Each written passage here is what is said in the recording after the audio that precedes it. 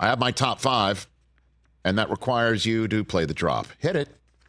High five. 1, 2, 3, 4, 5. Rich's top 5. My top 5 most intriguing matchups of week number 14, and it starts in a spot where everybody about 3 weeks ago said, why? Why would this intrigue you? Why would Colts at Bengals intrigue you? Well, look what it looks like right now. 7-5 Minshew at 6-6 Browning. Who'd have thunk it? Prior to the season, it's like, okay, let's see what Anthony Richardson's going to look like in Week 14 against Joe Burrow's Cincinnati Bengals. At that point in time, I'm like, is it possible his calf can hold up? How long ago is that? Jake Browning coming off of a 32 of 37, 350-some-odd yard performance in which he also ran for a touchdown. Taking on an Indianapolis Colts team that, go figure this, could be 8-5 without a lot of Jonathan Taylor and without, mostly, Anthony Richardson. This is huge. Certainly if you think tonight the Steelers will improve to 8-5, and if the Bengals win this to go 7-6, this would be a huge tiebreaker. Right now, the Bengals are deep 11th right now in the AFC playoff picture standings. They would leapfrog potentially maybe the Bills, maybe the Broncos if you think they're going to lose to the Chargers. Definitely the Colts because they'd have the same record and a tiebreak over them. And then there's the Colts. They can go to 8-5 and really solidify their position. And I'll tell you what, that would make Steelers at Colts quite the game for Kurt Warner and I to call in Week 15 on NFL Network. Number 4 on the list, this kind of feels like the last chance saloon for the Seattle Seahawks at the 49ers. Let's see how San Francisco follows up their huge win, the game that they've been circling forever. Now they come home to take on a Seahawks team that is still reeling over a bunch of fourth down mistakes or inefficiencies in Dallas. That offense looked pretty damn good. Geno had a good game, but they need this. They cannot fall to 6-7. It's just that simple. They would be swept by the Rams and then swept by the 49ers to go 6-4. That is a hard tie-break in division, a hard tie-break in the conference. Once upon 6-3 to go lose 4 in a row, and then we'll see what the Niners do. It's entirely possible they will join the Cowboys and Eagles in the 10-win club by the end of the week. It's entirely possible that that does happen, and that would make them the 1 seed. So let's see what happens when the Niners and Seahawks take on each other. Number 3, I'm putting this one more intriguing than that one. Rams at Ravens. Let's see what the Rams can do. Coming off of another win, they're back to 500. If they can go into Baltimore and knock off the Ravens in a spot where they boat raced Detroit, they boat raced Seattle, they did take one on the chin from Cleveland. But if the Rams can go in there and win this one and get to 7-6, that would vastly improve their playoff standing, although it's empty calories for tie breaks because it's an AFC team. But boy, would that put a serious marker on the table for them. And then the Ravens coming off of a bye, this is what you would maybe consider a winnable game, and they need this one to go to 10-3.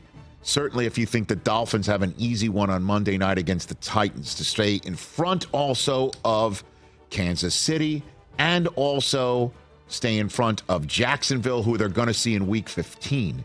Now, that is a pretty darn big football game with a lot of stakes. Ravens and Rams, it's fun. Aaron Donald taking on that stout running game of Baltimore. I look forward to this. It intrigues the heck out of me. Number 2 is Bills and Chiefs. I think this one kind of speaks for itself, but you understand what this means for the Bills. If they win this one, you know, it doesn't get easier for them with Dallas at home and Los Angeles next. But, man, to put this one in their rearview mirror with a win would be incredibly significant and set themselves up for a nice run, even potentially at the division. Don't forget that they have already beaten Miami. All they need to do is catch Miami in record. Now, they're way behind right now.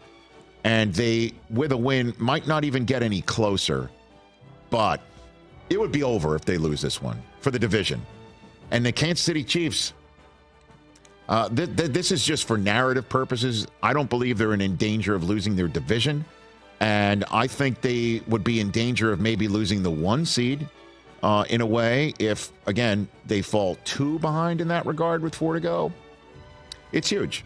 I mean, and obviously the history and the quarterbacks and the Nance and the Romo of it all in front of the entire country. And then number 1, speaking of the entire country, it is Philadelphia and Dallas. Philadelphia wins this. Dallas is eliminated essentially from the 1 seed and also from the division. They would sweep them. Dallas would have to be 1 better than Philadelphia in order to win the division. They would then have already lost to the 2 teams in front of them for the 1 seed. Philadelphia would be an 11-win team.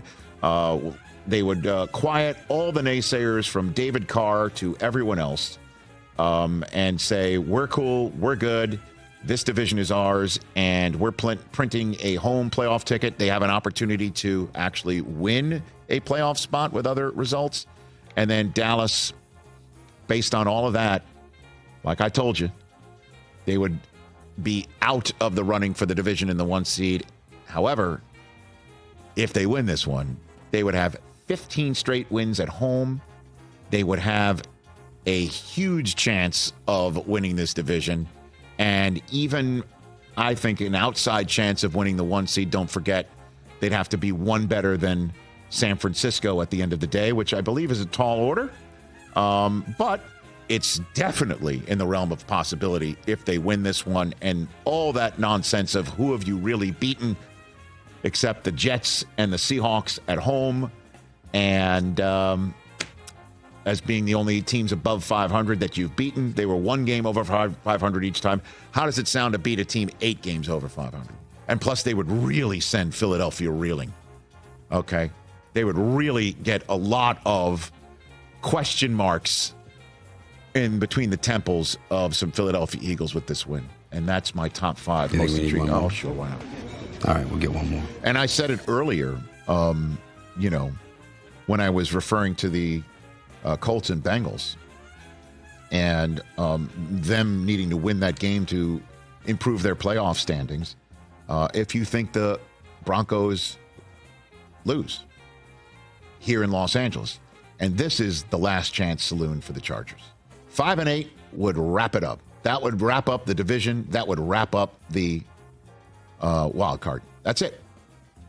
You 9-8 might give you a spot in the wild card race in the AFC. Maybe. Well, certainly not with you having lost to the Broncos. Nah. And I know they play them again later on. But this is last chance saloon. This is it. Chargers are now in must-win, got-to-win pretty much every damn game territory. And for the Broncos to bounce back after their loss to the Texans to win this game would be massive for them because they have to go to Detroit next.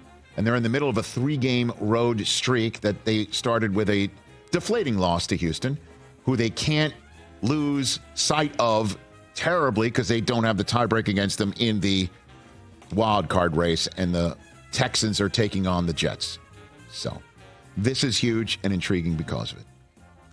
Those are the top 5 most intriguing matchups of Week 14. Catch the Rich Eisen Show every single day on the Roku channel, 12 to 3 Eastern, for free.